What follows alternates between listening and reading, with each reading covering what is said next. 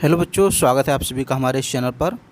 बच्चों, हम लोग मुग़ल काल पढ़ रहे थे और मुग़ल काल में हम लोग आज पढ़ेंगे मुग़ल कालीन अर्थव्यवस्था के बारे में।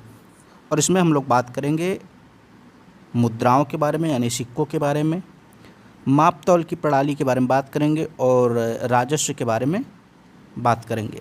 इसके पहले हम लोगों ने बहुत सारी चीज़ें पढ़ ली हैं, तो वीडियो यूट्यूब पर पड़ी हुई है मेरे चैनल पर, आप जाके देख सकते हैं। तो जो मुद्राएं बनाई जाती थी बेसिकली 3 धातुएं होती थी। यहाँ पे देखिए, तांबा होता था, चांदी होता था और सोना होता था। अबुल फजल के अनुसार सोने के लिए 4, चांदी के लिए 14 और तांबे के लिए 42 टकसालें थीं। तो मुग़ल काल में कितनी टकसालें थीं? 4 टकसालें ऐसी थीं। टकसाल का मतलब जहाँ पे सिक्के बनाया जाता था। तो 4 टकसालें थी जहाँ पे सोने के सिक्के बनाए जाते थे। चांदी के सिक्के बनाने के लिए 14 टकसालें और तांबे के सिक्के बनाने के लिए 42 टकसालें थीं। अब ये जो टकसाल होता था, इसका अधिकारी कौन होता था? दरोगा। इसके जो अधिकारी होते थे उसको हम लोग दरोगा कहते हैं। कहा जाता है एक चित्रकार था दसवंत नाम का, वो भी टकसाल का अधिकारी बना था। 1577 में ख्वाजा अब्दुस समद शाही टकसाल के प्रधान बने। तो शाही टकसाल यानी जो केंद्रीय टकसाल होता था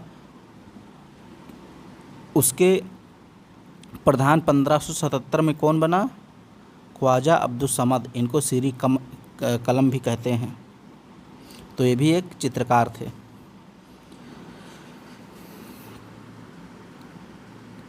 स्वतंत्र ढलाई 5.6% शुल्क देकर कोई भी अपनी धातु से सिक्के ढलवा सकता था। ठीक है, आप अपनी धातु ले जा कर के भी सिक्के ढलवा सकते थे, लेकिन 5.5% के आसपास आपको शुल्क देना पड़ता था। यहाँ पे देखिए, ऐसे पीट के और सिक्के तैयार किए जाते थे। अब शेरशाह से अकबर तक हम देखते हैं कैसे इसका आधारशिला रखा गया। तो शेरशाह सूरी का योगदान था। सबसे पहले शेरशाह सूरी ने एक सिक्का चलाया चांदी का, जिसको रुपया बोलते हैं। तो शेरशाह ने क्या चलाया था? रुपया, जो कि चांदी का था और ये 180 ग्रेन का होता था। 180 ग्रेन बराबर 11.66 ग्राम, यानी लगभग 11.5 ग्राम। और अगर ग्रेन देखें तो 180 ग्रेन। अब ये 180 ग्रेन का होता था। इसमें जो चांदी होती थी 175 ग्रेन होती थी, यानी जो ये पूरा का पूरा 180 ग्रेन का है। और इसमें से अगर चांदी की बात करें तो 175 चांदी होता था, बाकी अन्य धातुएं होती थीं। तांबे का सिक्का पैसा भी चलाया था शेरशाह सूरी ने। तो रुपया चांदी का सिक्का हो गया और तांबा का सिक्का पैसा। फिर अकबर ने भी इस सिक्के को जारी रखा, हालांकि इसमें थोड़ा सा परिवर्तन किया। ठीक है, शेरशाह की प्रणाली को अपनाया और व्यवस्थित मानकीकरण काबुल में शाहरुख और कंधार में बाबरी नामक सिक्का ये बाबर ने चलाया था। याद रखिए, ये जो नीचे दिया गया है 2 लाइन, ये बाबर से संबंधित है। बाबर ने, चूँकि स्थापना मुग़ल काल की, मुग़ल वंश की स्थापना भारत में बाबर ही करता है, तो जब वो पानीपत को युद्ध को जीत लेता है और भारत में शासन करने लगता है, तो काबुल के निवासियों को एक एक चांदी का सिक्का देता है, जिसको शाहरुखी सिक्का कहते हैं। तो शाहरुखी नामक सिक्का काबुल में चलाया था और कंधार में भी एक प्रकार का सिक्का चलाया था चांदी का, जिसको बाबरी बोलते थे। ये देखिए, ये मुग़ल रुपया होता था और ये शेरशाह सूरी के समय का रुपया था। अब बाबर की बात हो गई। हुमायूं ने कुछ ऐसा किया नहीं सिक्कों से संबंधित, तो हम बात करते हैं सीधे अकबर के शासनकाल की। तो अकबर ने, कहा जाता है, कई प्रकार के सोने के सिक्के चलाए। जैसे एक मोहर थी, ये मोहर सिक्के का नाम है, संसद सिक्के का नाम है, इलाही सिक्के का नाम है। तो मोहर सिक्का जो चलाया, ये सबसे प्रचलित सिक्का था और ये 9 रुपये के बराबर होता था, यानी एक मोहर बराबर 9 चांदी के रुपए। और इसका वजन होता था 169 ग्रेन, लगभग 13.3 ग्राम। आप ये ग्राम वाला जो है इसको काट दीजिए, क्योंकि ये सही नहीं है। ग्रेन याद रखिए, 169 ग्रेन का था मुहर। तो ये क्या है, मुहर है। और ये 9 रुपये के बराबर होता था, यानी 9 रुपये बराबर एक मुहर। ऐसे ही एक सबसे बड़ा सिक्का था सोने का, जिसको संसब बोलते थे, ये भी अकबर ने चलाया था। और ये साम्राज्य का सबसे बड़ा सिक्का था, 101 तोले के बराबर था। 101 तोले के बराबर होता था। बड़े व्यापारिक लेन देन में इसका उपयोग किया जाता था। इलाही नाम का एक गोल सिक्का भी था, 10 रुपये के बराबर होता था। तो इलाही, संसब, मोहर, ये सब सोने के सिक्के थे। इसके अलावा और भी कई सिक्के थे, जैसे रहस, आत्मा, चुगुल, आफ्ताबी, अदल, गुटका, ये सब भी सिक्के अकबर के समय चलते थे। अब सोने के सिक्के की बात हो गई। चांदी के सिक्के की बात करें तो जलाली एक वर्गाकार सिक्का था। ये देखिए, ये वर्गाकार सिक्का है जलाली, और ये रुपए के बराबर होता था। और इसका जो वज़न होता था 175 ग्रेन का होता था, यानी इसमें 175 ग्रेन की चांदी होती थी। तो ये चांदी का जो होगा जलाली वर्गाकार था, ये याद रखना। जलाली जो सिक्का था चांदी का, ये वर्गाकार था और ये रुपए के बराबर होता था। तांबे के सिक्के की बात करें तो तांबे के सिक्के को दाम कहते थे, और ये रुपए का 40वां भाग होता था, यानी कि 40 तांबे के सिक्के बराबर एक चांदी का रुपया। 40 तांबे के सिक्के बराबर एक चांदी का रुपया होता था, और लगभग ये 323 ग्रेन का होता था। अब तांबे का जो आधा भाग होता था उसको अधेला बोलते थे, 1/4 उसको पावला, और 1/8वां भाग जो होता था उसको दमड़ी बोलते थे। तांबे का जो 25वां भाग होता था उसको जीतल या चीतल बोलते थे। ठीक है, तो ये सब तांबे के सिक्के थे। सिक्कों पर कला, धर्म और विचारधारा भी लिखी होती थी। जैसे अकबर के समय कहा जाता था कि इसके सिक्के पर राम और सिया लिखा होता था। ये देखिए, सिक्के पे राम और सिया लिखा है, और राम और सिया का चित्र भी बना होता था। अल्लाह अकबर भी लिखा होता था, सूर्य और चंद्रमा भी बना होता था। असीरगढ़ विजय पर इसने एक सिक्का चलवाया जिस पे बाज बना होता था, बाज। तो ये अकबर के समय के सिक्के हैं। जहांगीर के समय के सिक्के अगर आप देखेंगे तो अकबर को, ये देखिए, जहांगीर को शराब पीते हुए दिखाया गया है। जहांगीर को एक सिक्के में शराब का प्याला लिए हुए दिखाया गया है। 12 राशि चक्र, यानी जहांगीर ने एक ऐसा सिक्का बनवाया था जिसमें 12 राशि चक्र होते थे। यहाँ पे देखिए 12 राशि बने थे। फिर अगर बात करें निशार, तो ये भी चांदी का सिक्का था, जहांगीर ने शुरू कराया था। और भी नूरजहाँ के इस पे चित्र वगैरह बने हुए सिक्के मिले हैं। तो ये सब अकबर ने बनवाया था। औरंगजेब आता है तो ये बहुत कट्टर रहता है। सिक्कों पर कलमा खुदवाना प्रतिबंध लगा देता है, यानी कलमा जो लिखे जाते थे वो सारी चीज़ें अब नहीं लिखी जाती थी। मीर अब्दुल बाकी द्वारा रचित पद्य का अंकन भी सिक्कों पर मिलता था।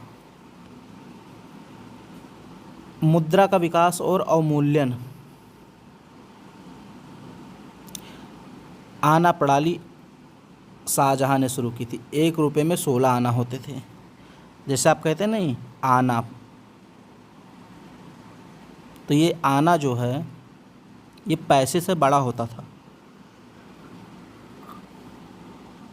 पैसा जो होता था 1 रुपये में 100 पैसे, जबकि आना जो होता था 1 रुपये में 16 आना होता था। तो जो आना प्रणाली शुरू की थी वो शाहजहाँ ने शुरू की थी, और 1 रुपये में 16 आना। फिर औरंगजेब सर्वाधिक सिक्का ढलाई करवाता है। 1 रुपये बराबर 60 दाम था औरंगजेब के समय। गुजरात में महमूदी और तटीय क्षेत्रों में कौड़ी चलती थी। ये सब मुद्रा के प्रकार थे। जो समुद्री इलाके थे, खासकर जैसे तटीय क्षेत्र, वहाँ पे कौड़ी चलती थी। कौड़ी जो समुद्र के किनारे पाई जाती है, और 2500 कौड़ी बराबर 1 रुपये होता था।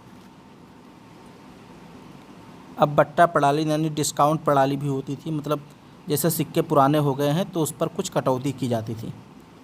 जैसे मान लीजिए ताज़ा सिक्का है, एकदम ढला ढला, 1 वर्ष के अंदर उसकी ढलाई हुई है, तो कोई कटौती नहीं होती थी। दुकानदार वगैरह उस पर आपको 1 रुपये का सामान देंगे अगर एक सिक्का देंगे। लेकिन मान लो 1 वर्ष पुराना सिक्का आप लेके गए कोई सामान लेने, तो 3% की कटौती कर लेता था, यानी 3% सामान कम देगा। 2 रुपये और 2 वर्ष से अधिक का सिक्का है तो 5% की कटौती होती थी। ठीक है, जो नया सिक्का होता था उसी को सिक्का बोला जाता था, जो 1 वर्ष पुराना सिक्का हो जाता था उसको चालानी बोला जाता था, और जो 2 वर्ष पुराना सिक्का हो जाता था उसको खजाना बोला जाता था। ये तो सिक्के और मुद्राएं हो गए। अब हम बात करते हैं माप तौल प्रणाली की। तो माप तौल प्रणाली जो थी, गज सिकंदरी और गज इलाही, ये 2 चीज़ आपको याद रखना है। गज सिकंदरी जो होता था ये 29 अंगुल यानी 32 इंच का होता था। अगर इंच में देखें तो 32 इंच और अंगुल में देखें तो 39 अंगुल। ऐसे ही गज इलाही होता था, ये 41 अंगुल का होता था। अब यहाँ तो पटरी दिखा दिया गया, लेकिन वास्तव में पटरी नहीं होती थी। ये जो गज सिकंदरी होता था ये सन की बनी रस्सी होती है, उससे नापा जाता था। और ये जो गज इलाही होता था ये बांस और लोहे से बना होता था, एक पैमाना। और ये सब इकाइयाँ हैं, जैसे आज होता है ग्राम, किलो, कुंटल, टन। तो ऐसे ही उस समय जो चलता था वो बटखरों का, ये देखिए ये बटखरे हैं। जैसे ये था अकबरी मन, ये लगभग 55.32 पाउंड के बराबर होता था। ये क्या था? अकबरी मन। मन का मतलब एक वज़न है, वज़न। और ये जहांगीरी मन था 66.368 पाउंड। ये शाहजहानी मन था 73.76 मन, यानी ये बटखरे टाइप के हैं। ओके। और भी इकाइयाँ थी, जैसे दक्षिण में कुवाड़ चलता था, गोवा में कैंडी, तटीय क्षेत्रों में बहार चलता था। तो ये सब वज़न के पैमाने हैं। और आजकल क्या चलता है पैमानों में? किलोग्राम चलता है, लीटर चलता है अगर तरल पदार्थ है तो, कुंटल चलता है, टन चलता है, पसेरी चलता है, ये सारी चीज़ें चलता है। अब हम राजस्व प्रणाली की बात करेंगे यहाँ पे थोड़ा सा। राजस्व प्रणाली की बात करें तो नस्क बनाम जब्ती प्रणाली, और ये मैंने आपको शेरशाह जब पढ़ाया था तो वहाँ पे बहुत डिटेल में पढ़ाया था कि नस्क और जब्ती प्रणाली क्या है। तो जब्ती प्रणाली जो थी ये शेरशाह के द्वारा शुरू की गई थी, और इसमें क्या होता था, भूमि की पैमाइश करवाई जाती थी, यानी मेज़रमेंट, भूमि को मापा जाता था, और गल्ले की किस्म के आधार पर सटीक जो है कि एक प्रकार से सटीक अंदाज़ा लगा करके नगद वेतन लिया जाता था। तो जब्ती में जो था वो नगद वेतन लिया जाता था। नस्क और कनकूत में क्या होता था, ये अनुमान आधारित था, यानी एस्टिमेशन। इसमें जो है पुरानी फसल के आधार पे, पुरानी पैदावार के आधार पे फसलों का अंदाज़ा लगाया जाता था और टैक्स लिया जाता था। खासकर बंगाल और गुजरात में फेमस था। 1569 में शिहाबुद्दीन अहमद की सिफारिश पर नस्क प्रणाली अपनाई गई। अकबर ने क्या किया, शिहाबुद्दीन अहमद की सिफारिश पर नस्क अपनाई। तो अकबर के समय में ये सारी चीज़ें इम्पोर्टेंट नहीं हैं, अभी आगे जो मैं बताऊंगा वो बहुत ज़्यादा इम्पोर्टेंट है। करोड़ी का प्रयोग और टोडरमल का उदय। कहा जाता है अकबर ने 1573 में संपूर्ण उत्तर भारत में 182 करोड़ी अधिकारी नियुक्त किए। ये जो करोड़ी अधिकारी थे कितने थे टोटल? 182 अधिकारी थे संपूर्ण उत्तर भारत में, इनको नियुक्त कर दिया। इनको आमिल भी कहते हैं, आमिल, इन्हीं को आमिल कहते हैं, इन्हीं को करोड़ी कहते हैं। इनका काम होता था अपने अपने क्षेत्रों से 1 करोड़ दाम इकट्ठा करना। 1 करोड़ दाम बराबर लगभग 2.5 लाख रुपये। टोडरमल की गुजरात सफलता। तो टोडरमल गुजरात के दीवान के रूप में थे, बाद में इनको भू राजस्व अधिकारी भी बनाया गया, और अकबर ने इन्हीं से पूरे साम्राज्य की पैमाइश करवाई थी और फिर एक लगान तय किया था। कानून को व्यवस्था 1570-71 में अकबर ने क्या किया, नस्क प्रथा जो थी वो त्याग दिया और कानूनगो द्वारा वास्तविक उत्पादन की तालिका तैयार की गई। अब जो सबसे इम्पोर्टेंट है वो है दहसाला प्रणाली। 1580 में अकबर ने शुरू की थी। ये राजस्व का मास्टर स्ट्रोक है।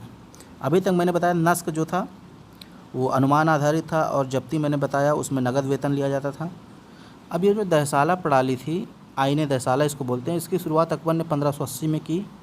और इसमें क्या करता था अकबर, पिछले 10 वर्षों के उत्पादन का औसत निकलवाता था, यानी पिछले 10 वर्षों में कितना उत्पादन हुआ, कितना राजस्व मिला, वो सारा आंकड़ा एकत्रित करता था।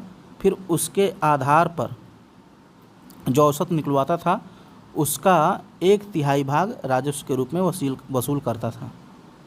यानी कि 10 वर्षों के उत्पादन का औसत निकलवाना, उस औसत का 1/3 भाग राजस्व यानी टैक्स के रूप में लेना। अब इसका प्रवर्तक ये जो आईने दहसाला है कहा जाता है, ये टोडरमल ने लागू किया था, उसी ने सलाह दी थी, जो शाही दीवान था। और एक और अधिकारी था ख्वाजा शाह मंसूर। इसीलिए आईने दहसाला को टोडरमल बंदोबस्त कहते हैं, क्योंकि टोडरमल ने ही इसको प्लानिंग किया था। दहसाला का क्रियान्वयन और स्वरूप, तो कर भुगतान केवल नकद में होता था। नकदी जो प्रणाली थी, जहाँ जहाँ नकदी प्रणाली लगी वहाँ पे कर भुगतान यानी नकद प्रणाली, मतलब पैसे के रूप में टैक्स लिया जाता था, धन के रूप में, यानी कि सोने चांदी या तांबे के सिक्के जो होते थे उस रूप में जो है कि टैक्स लिया जाता था। तो इसको नकद या नकदी कहा गया। किसान सहायता, अगर फसल ख़राब हो गई तो छूट भी थी, आप टैक्स देने से बच सकते थे अगर वास्तव में फसल ख़राब हुई तो। तकावी ऋण भी दिया जाता था, खेती के लिए अग्रिम ऋण। अगर कोई खेती करना चाहता है, उसके पास पूंजी नहीं है, तो शासक जो है उसको अग्रिम उधार देता था, पहले से ही उधार देना, तो उसको तकावी ऋण बोलते हैं, यानी अग्रिम ऋण, पहले से ही ऋण देना। रैयतवाड़ी की बात करें तो जो अकबर था उसने रैयतवाड़ी व्यवस्था अपनाई थी, यानी किसानों से सीधा संपर्क स्थापित किया जाता था, बिचौलिए नहीं होते थे, सीधे टैक्स सरकार को दिया जाता था। और ये सब 8 प्रांतों में लागू हुआ। ये जो दहसाला व्यवस्था थी, इलाहाबाद, आगरा, अवध, अजमेर, मालवा, दिल्ली, लाहौर, मुल्तान, यहाँ सब लागू हुआ। जहांगीर के समय इसको बंगाल में भी लागू किया गया था। तो अब यहाँ शब्दावलियों को देखते हैं थोड़ा संक्षेप में। दहसाला व्यवस्था जो थी ये 10 वर्षों के आधार पर राजस्व प्रणाली। जब्ती व्यवस्था क्या थी, पैमाइश करा करके फिर टैक्स वसूल करना। नस्क और कनकूत ये अनुमान आधारित प्रणाली थी। दाम क्या था, तांबे का सिक्का। इलाही गज क्या था, अकबर का मानक गज जो अकबर ने शुरू किया था, 41 अंगुल का होता था, एक पैमाना था। संसब सबसे बड़ा सोने का सिक्का, लगभग 101 तोले के बराबर। चलानी जो था पुराने सिक्के जिन पर बट्टा लगता था। दरोगा टकसाल का प्रमुख अधिकारी होता था। तो ये जो है हम लोगों ने आज पढ़ा मुग़ल कालीन अर्थव्यवस्था के बारे में। आगे भी इसमें बहुत सारी चीज़ें हम लोग को पढ़नी हैं, तो आगे हम लोग देखेंगे। वीडियो पसंद आए तो इसको लाइक शेयर सब्सक्राइब ज़रूर करें।